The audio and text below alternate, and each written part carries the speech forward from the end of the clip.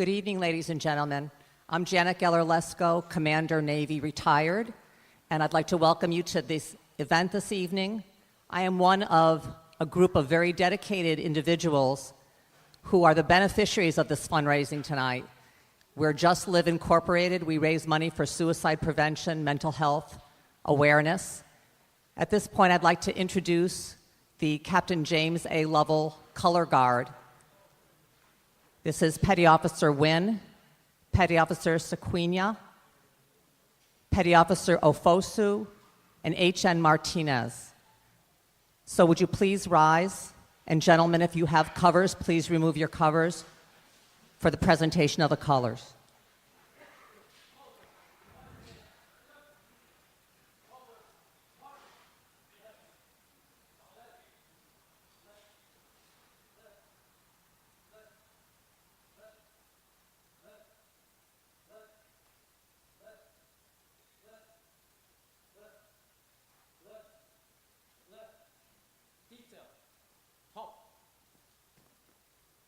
Left, face. Mark time. March.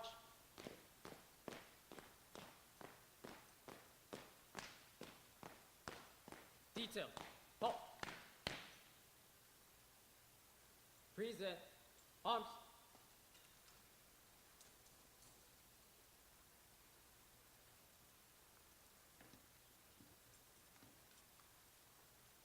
Ladies and gentlemen, I'd like to now lead you in the Pledge of Allegiance.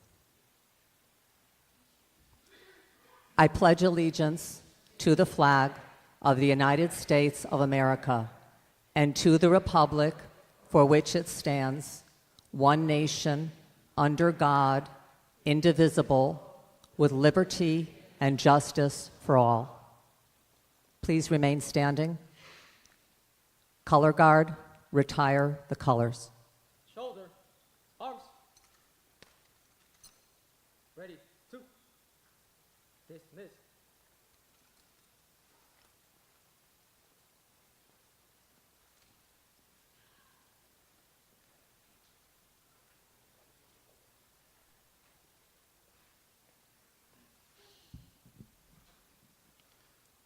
Thank you. You may be seated.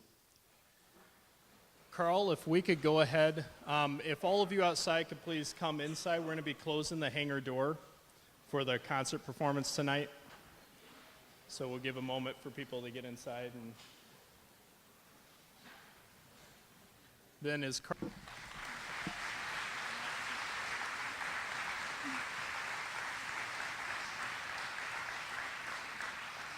We'd like to thank everyone again for coming and being a part of this event. Thank you to the Rat Package for the pre-performance music. Great job, and thank you again for coming out. Tonight we come together to honor those servicemen and women who protect our freedom and provide us the security to have events like this. Tonight we also come together to give the voice of the men and women of the armed forces, those who have given the ultimate sacrifice. We thank you. But we also want to give those who have honored those who have conflict without may have ended, but the conflict within is still very much in their lives. It is no small feat of courage to volunteer for service. It is a promise to stand before everyone and everything you love and against all threats that they face. It is to sometimes face the most difficult and profoundly devastating situations the world has to offer. The most current reports show that on average, 22 veterans a day commit suicide. Veteran mental health has gained increasing attention in recent years, after a study in 2014 found that nearly 1 in 4 active duty service members suffer from mental health conditions. The suicide risk among veterans is 22% higher than for civilian adults, according to studies conducted by the VA. It is because of this alarming trend that with guidance from Just Live, all of tonight's performers, organizations, recruiters, and you have come together to bring awareness and support change in our communities. At this time, we would like to introduce Professor Martin McClendon, the Carthage College Theater Department Chair. Tonight, his students will be retelling verbatim stories provided by local veterans from an original work by Laurel McKenzie titled Afghanistan, Wisconsin. Each fall, the Carthage Theater Program puts together a performance with the proceeds being donated to Veterans Outreach of Wisconsin to support our local community. Here is Professor McClendon to tell you more about this program.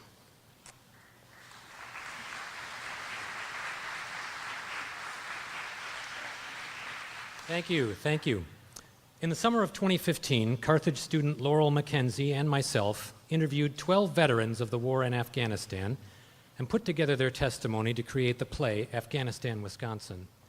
Our mission was to give a voice to unheard stories and foster dialogue between veterans and non-veterans to hopefully raise awareness of the pervasive issues facing our post-9/11 veterans. The excerpts you will hear tonight are taken from those interviews and are presented by Carthage students Marissa Noe and Caroline Fossum, as well as by original cast member and Carthage graduate Haley Sherwood. Also reading tonight is Carthage Classics major and Army veteran Lawrence Gums, who has been instrumental in creating and fostering our Vet Night of the Arts every November, now entering its third year. Thank you very much.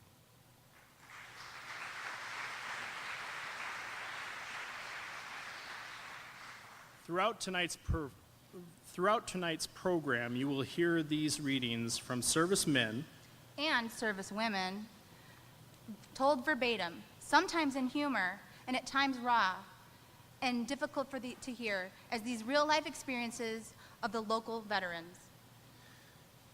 You will hear various servicemen and women stories like Air Force veteran,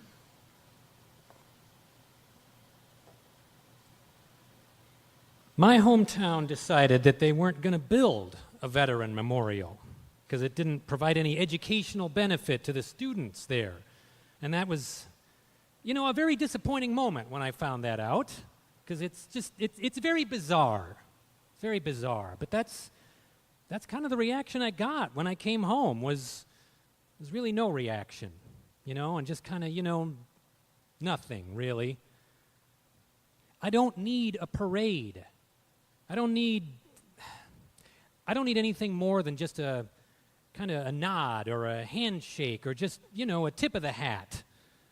It's kind of nice to be recognized for that. And Air Force chaplain.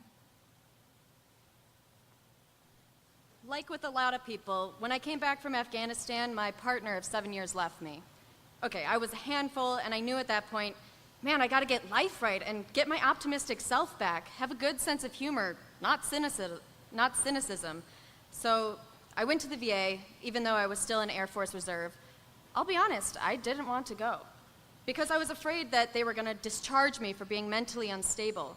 I didn't want them to think that I was doing something I shouldn't have been doing and then lose my career, right? So I went to the VA. They were awesome. I went in, I said, look, I'm having trouble with my relationships and I need your help. And I went in for a few sessions, and I will tell you that love does transcend all.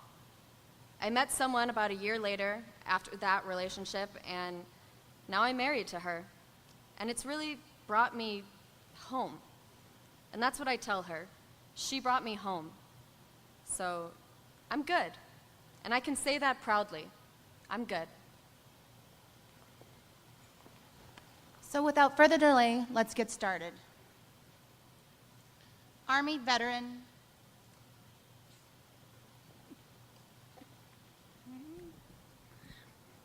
A lot of other women Army spouses that I meet, that's how they identify. They're, Army wife, military spouse, and I don't really like, putting one label on myself. I'm a wife.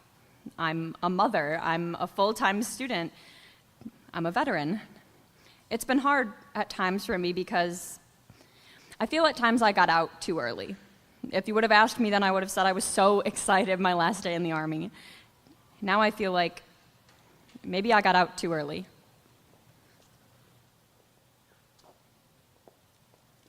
Army medical professional. I just always like to let people know that, yes, it's hard. And yes, we've had bad times, but we've had so many good times, so many good memories. I've made people I would never forget in my life. I've met them, and I just carry myself with all of that every day that I wake up and thank God for that. Ladies and gentlemen, please welcome the Riverport Chorus.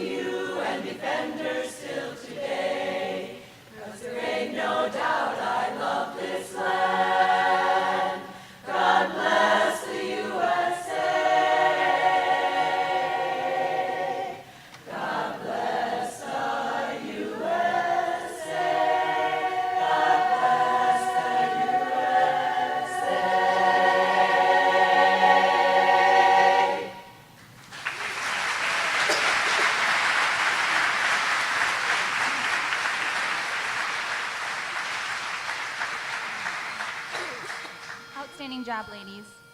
And for their next piece, the Riverport Chorus asks any veterans in the audience, please stand and be recognized when you hear the official song of your branch during the Army Melody.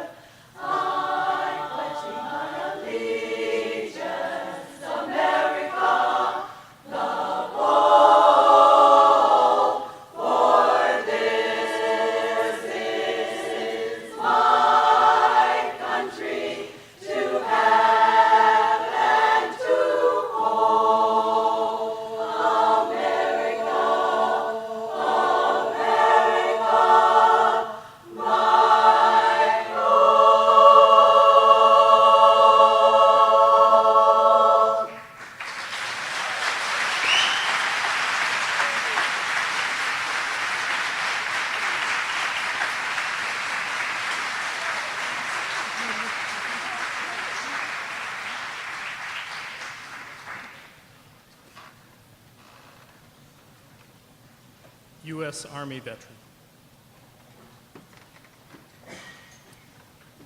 As I grew up and realized everything that was going on around me, I saw people. I saw my friends for who they were, and I started to appreciate the country in a way that it fostered the ability for people to personally become whoever they wanted to. And I really started to cherish that. I kind of wanted to give back. I felt this overwhelming sense of love. And I really wanted to protect that.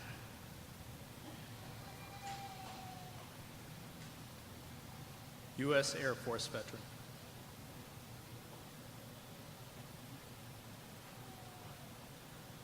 PTSD. It's such a negative connotation. I hate it. And everyone, when they hear it, they just think some depressed, suicidal guy that went through one thing or another. I hate it. I don't want to be that type of it. I try to still be upbeat, optimistic, even though I have like emotional problems. I don't let that interfere with my interactions with my family. I do everything. So I guess clinically, yes, I'm diagnosed with PTSD. But yeah, I try to not just be the stereotypical depressed guy, because I don't think that's me. I don't think that's the right way or the helpful way to handle problems or the situation. Ladies and gentlemen, please welcome the MGB Harmonia German Male Chorus.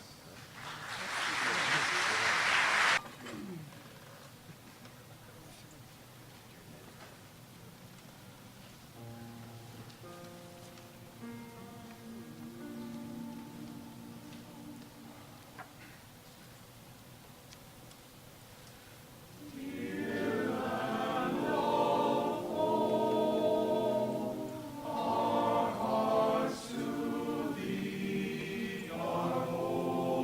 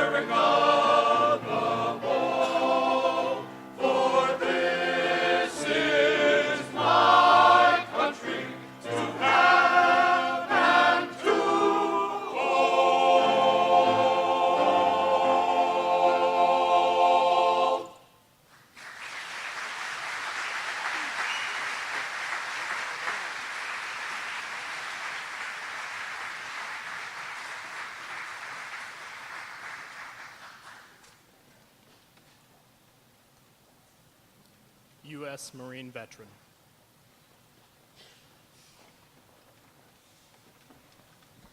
The first day we came home, it rained. You're sitting there, everybody outside running in their uniforms, just jumping through the puddles and sliding through the water because we were so happy to see it rain. I remember when we first got back, my mom and my dad was there. I told them to take me to McDonald's. I left my bags on the street and I told them to take me right to McDonald's because I was so hungry. I was so happy to see a burger. I remember everything I ordered. I ordered a number 2, a 10-piece chicken nugget, an apple pie, and a McFlurry. Oh, and I got the biggest Coke. I got a 2-liter size Coke. I was so happy. Air Force Chaplain. I wanted a dog, and I called the local shelter and I said, I want an old, like 7 years old, missing teeth with a shot out ear, like I do not want a puppy. And the rescue person said she had the perfect dog for me, a war dog, and she's 3 months old. She had issues I will never forget. Seriously, she was struggling with her own nightmares. I had my own, and I really believe, in part because of her, I'm in a different place and I'm good to go. So many veterans are stronger and more confident and comforted by dogs.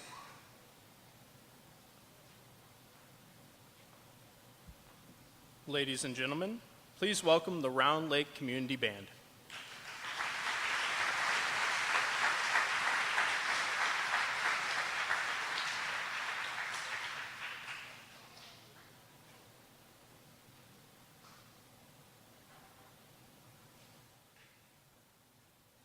Looks like somebody invited a band. So if you give us just a minute, this thing's on, right? All right, it is now. We're going to go ahead and tune up really quickly. It'll just be 1 second.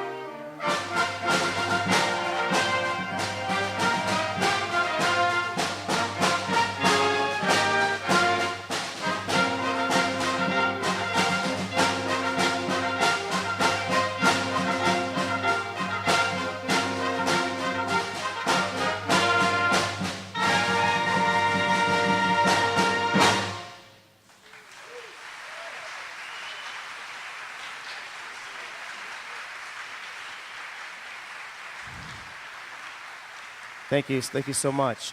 That was actually, I think we're out of order on the program. Hope you don't mind, but we wanted to start off with something pretty spectacular, or a piece that was pretty spectacular, and it was titled "Within These Walls." So, a little out of breath. It's a lot of work up there. So, but these guys work really hard too, behind me. They really do. So, "Within These Walls," John Tattengorst is a composer, and he composed it to demonstrate or kind of give a picture of the White House.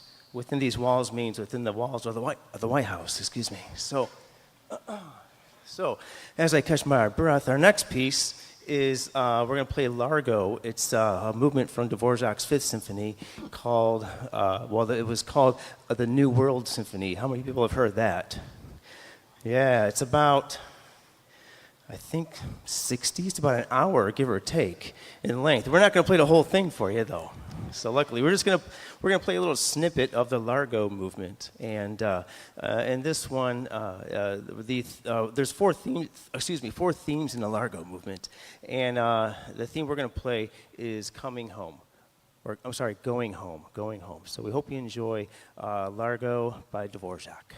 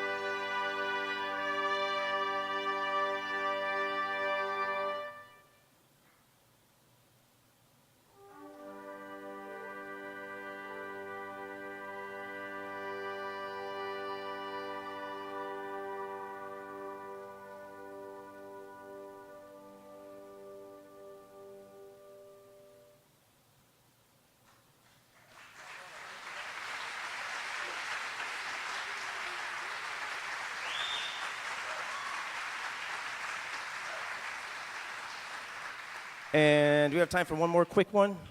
Is that all right? One more quick piece. Thank you so much. Nothing like Dvorak, I tell you. What a great piece, well arranged for band. So the band is lucky because we get so many great transcriptions from orchestra for band. There's only a few pieces out there that are transcribed from band to orchestra. So our next piece, we're going to close with, I don't know if it's even on your program, but it's called Sing, Sing, Sing, Louis Prima. How many people are familiar with that tune? Yeah, we heard a bit of that genre earlier, 1930s, and made famous by the great Benny Goodwin, clarinet extraordinaire. So we hope you enjoy Sing, Sing, Sing. And again, thank you on behalf of the Round Lake Band. Thanks for having us here tonight. It's just a privilege to be part of this event. Thank you so much.